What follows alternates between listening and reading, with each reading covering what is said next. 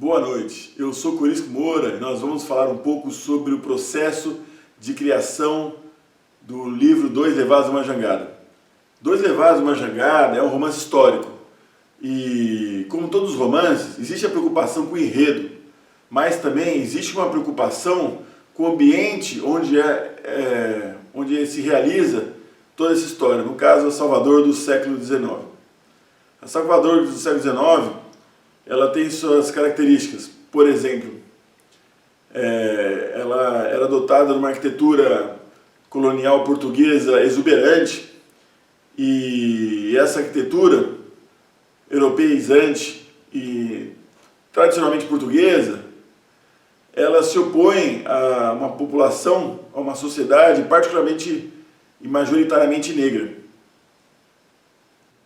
Porque se a gente pensar a respeito mesmo, consideremos a população de Salvador. Dela, um quarto era composta de portugueses brancos ou brasileiros brancos. 50% era composto de escravos. E 25% era composto por negros ou pardos alforriados.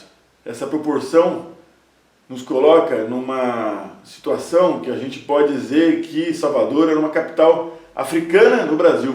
Isso é uma coisa muito interessante, né? Os povos africanos, eles não compunham um tecido único e indivisível. Muito pelo contrário. Vamos observar, por exemplo, os Yorubás.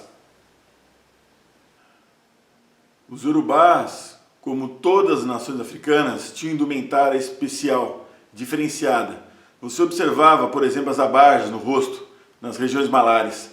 Essas abajas se endereçavam a um visual que representava um status social específico que eles guardavam da África. Isso é uma coisa muito interessante de ser pensada, né? Da mesma forma acontecia para as outras nações africanas, né? Existe algo muito peculiar que passa desapercebido a grande parte das pessoas.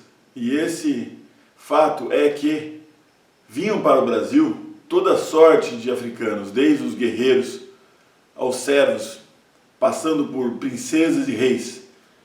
E você observa, isso o Gilberto Freire já falava a respeito, nas fotos, o caráter altivo e orgulhoso de alguns personagens que no seu país de origem ocupavam papéis elevados e de respeito, sendo lançados à ignomínia da escravidão no Brasil, mas no entanto guardando até o fim da vida, às vezes uma morte das mais esdrúxulas e inaceitáveis, guardando até esse fim o orgulho da origem e um reconhecimento, uma certeza de que tinham essa história, essas raízes para serem nutridas.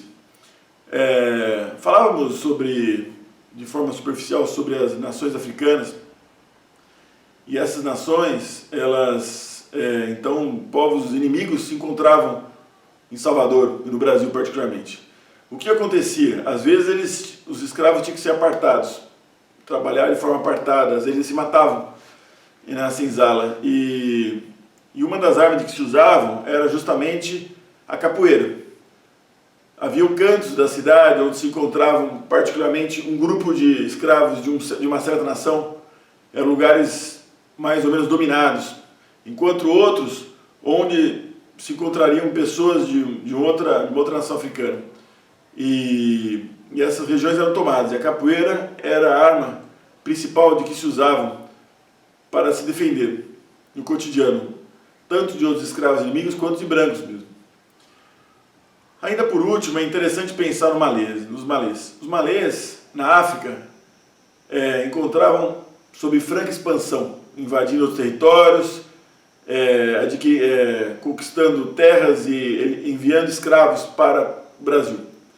Esse comportamento imperialista, ele se desdobrou também no Brasil. Então, havia os comportamentos das respectivas nações africanas, e no Brasil os malês também buscaram, em Salvador e outros lugares, buscaram expandir os seus domínios e a sua influência. Então, nos mercados havia os mestres malês que ensinavam os outros escravos, jovens particularmente, a escrever nos algarismos árabes, a escrita árabe particular, e ensinavam os ensinamentos e repassavam os ensinamentos de Alá. Era uma forma de influência. Eles tinham o objetivo de cativar a todos aqueles que não pertenciam a esse grupo, no sentido de aumentar o seu poder. Seriam eles que lhe motivariam como mestres no nível estratégico a revolta do Malê. Agora, sobre isso e muito mais, você vai descobrir lendo 2 Levados numa Jangada, da editora Verse Prosa. Muito obrigado e boa noite a todos!